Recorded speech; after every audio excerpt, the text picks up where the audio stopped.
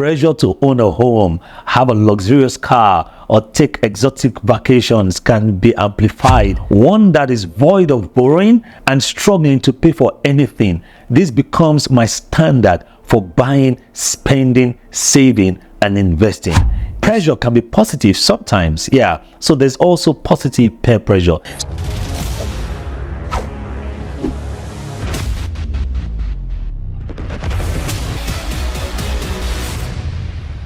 Hi, welcome to my channel and welcome to another emotionally strengthening episode. I'm your emotional intelligence application coach and performance management expert. Before we go ahead, I'd like to remind you to hit the subscribe button if you have not and turn on the notification. Today, we're going to be talking about another powerful topic, and it is navigating the complex world of peer pressure.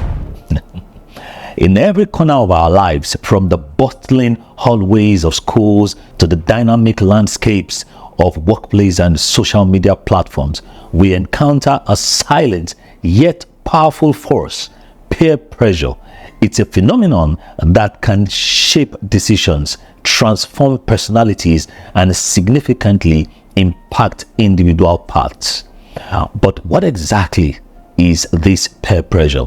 And how does it manifest in our daily interactions? I mean, we should all know it.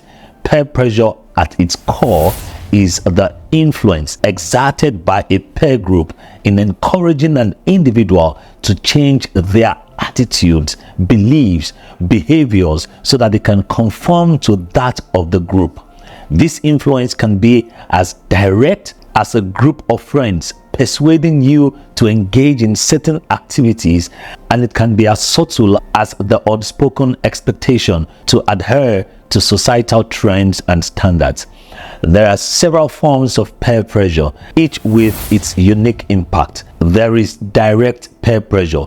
It happens when the peer directly ask or persuade you to do something. It can be as simple as friends coercing you to skip a class, or as complex as colleagues pressuring you to conform to certain workplace behavior. There is indirect peer pressure. This is more subtle than its direct counterpart. Indirect peer pressure operates through implied standards or expectations. Indirect peer pressure often involved non-verbal cues or unspoken expectations. It can be as simple as prevailing fashion trends you see on social media compelling you to dress in a certain way, or unspoken rules within a friend group about what behaviors are acceptable. Indirect peer pressure can make parents choose a particular school for their children, or go to a particular location for holidays, live in a particular area, or drive a particular type of car. It can also be to use a particular type of phone and live in certain ways. Pressure can be positive sometimes, yeah. So there's also positive peer pressure. It can lead to beneficial outcomes like being encouraged to adopt healthy habits or strive for academic excellence. Negative peer pressure, on the other hand, can steer individuals towards harmful or undesirable behavior.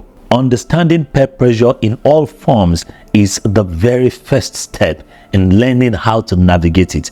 It's a journey that involves self-awareness, resilience, and the courage to stay true to one's own values and beliefs, even in the face of opposition or the desire to fit in. So let us look at the different categories of people who are susceptible to peer pressure.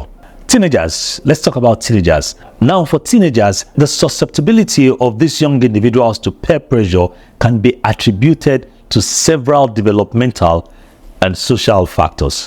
One of them is identity formation. Identity formation.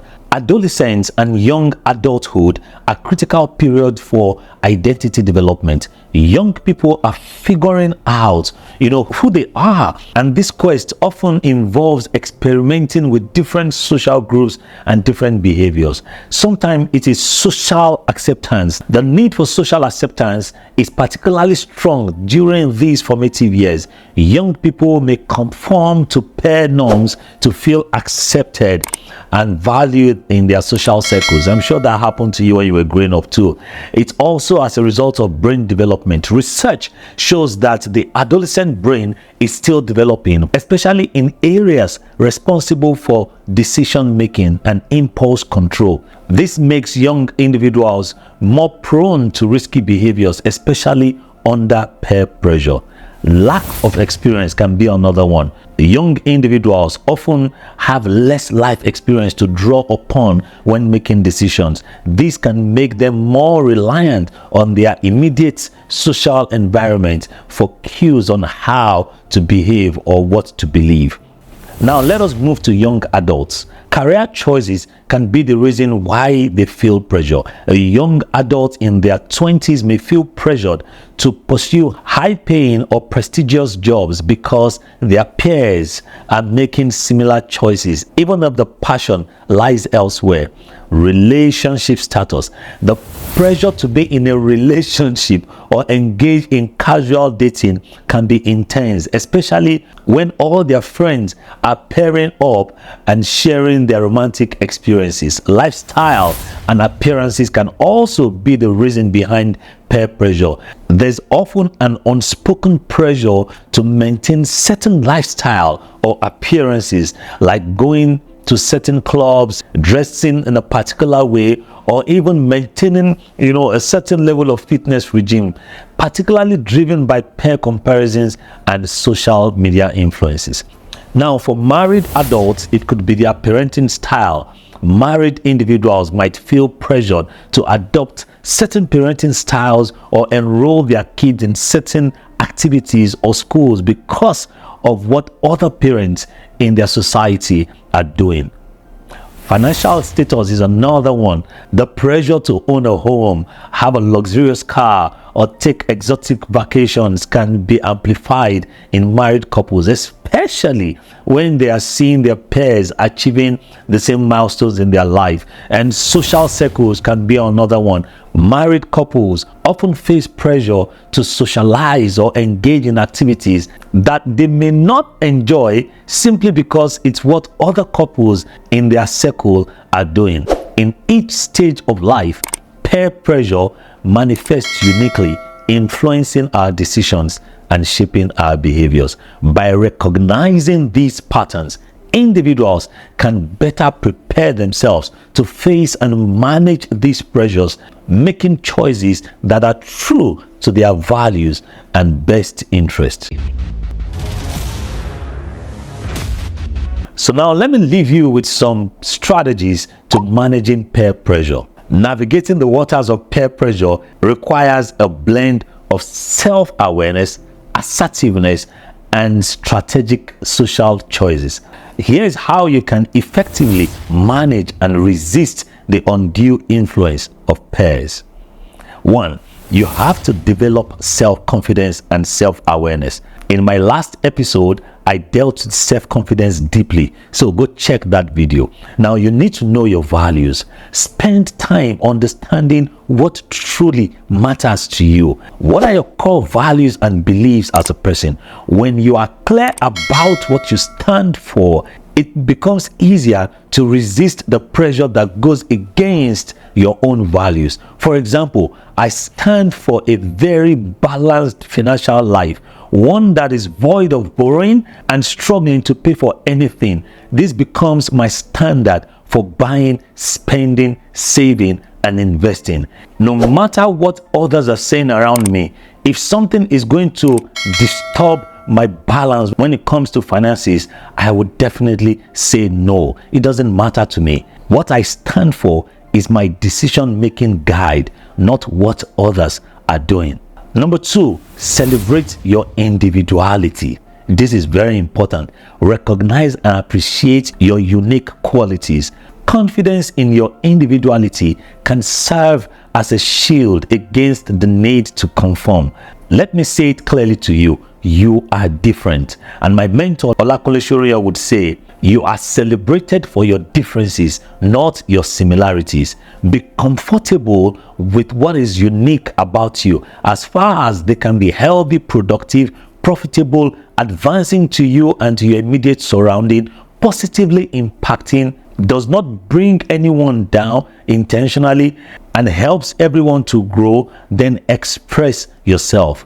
The next one would be stop comparing yourself with others. Stop comparing yourself with others. Listen, the person you're comparing yourself with now that's making you feel down with pressure to do the things that are against your standard is only available for comparison because you can see the person. There are several other people in the world like that person. Why aren't you comparing yourself with those ones? It's simply because they aren't close to you. You aren't seeing them. So you have to unsee the ones around you intentionally, whether it is on social media, your neighbors, churches, or mosque, even in schools. You have to unsee them. You guys don't have the same vision. You were not born on the same day. Most likely, you don't have the type of upbringing or schooling that they had. They did not receive the same type of treatment from elders like you did. So what is the basis of your comparison? Be comfortable with who you are. Now, moving on. Learning to say no assertively but respectfully is another important skill to help you get off the pressure from peers. Assertive communication is important. Practice expressing your thoughts and feelings honestly and clearly. Saying no doesn't have to be confrontational. It can be done in a way that is respectful yet firm. For example, oh, I wish I could. It's not my type of thing, so you guys enjoy. Or, no, I don't enjoy that and I wouldn't want to do it. So in preparing for this, you can use role playing to empower your assertiveness. In situations where you anticipate peer pressure, rehearse your response over and over and over again, and be prepared with a clear assertive response that can help you in real life situation. The next one will be choosing your friends and associates wisely. Seek like-minded people. Surround yourself with people who respect your decisions and have similar values like you. A supportive friend group can diminish the intensity and frequency of negative peer pressure around you. Friendship should be quality over quantity. It's more beneficial to have a few friends who support and respect you than a large group of people who are constantly giving you pressure that are unhealthy to conform. You should also understand and set your personal boundaries. I have dealt with setting boundaries in one of the episodes, so go back and check for it. Define your limits. Know your limits in various aspects of your life, whether it is social, academic, or professional. What are you comfortable with? What are your no-go zones? What would you accept and what would you never accept? And then communicate your boundaries. Clearly communicate these boundaries to your peers. People are most likely to respect your limits if they are aware of it. And then, very important, seek support from trusted individuals when you feel overwhelmed. Reach out to help when peer pressure becomes overwhelming for you. Don't hesitate to seek support. It could be from a trusted friend, a family member, a mentor, or a professional counselor. This is why you should build a supportive network around you. Cultivate network of supportive individuals who you can turn to for advice, encouragement, or simply a listening ear. Lastly, be mentally resilient. Let your mind be clear about who you are, what you want, and let it be irritating for you to be carried away by the choices of other people. Tell yourself that you can be the cause, not the effect of other people's choices. By now, you would have noticed that pressure is more of an internal battle than an external battle. It is more of your internal conversation. You will bow to other people's pressure or navigate it successfully, not by what they do or say, but by the internal conversations in your mind. By adopting these strategies, you can develop a robust mechanism to handle peer pressure around you. It's about striking a balance between being part of a social group and maintaining your own individuality and integrity. Remember, the choices you make should reflect the personal values and beliefs that you hold dear to yourself, not the whims and expectations of others. No other human being is worth being your validation. They aren't perfect, so why should they be? Create your own path. Walk in it with your shoulders high. Collaborate when it is needed, but don't break because of the pressures of others. Before you go, I'd like to remind you to subscribe and turn on your notification. Spend the rest of the week building your confidence and pushing away all the pressures that are unhealthy to your life, and begin to live the life that you deserve. I'll see you in the next episode. Keep practicing emotional intelligence.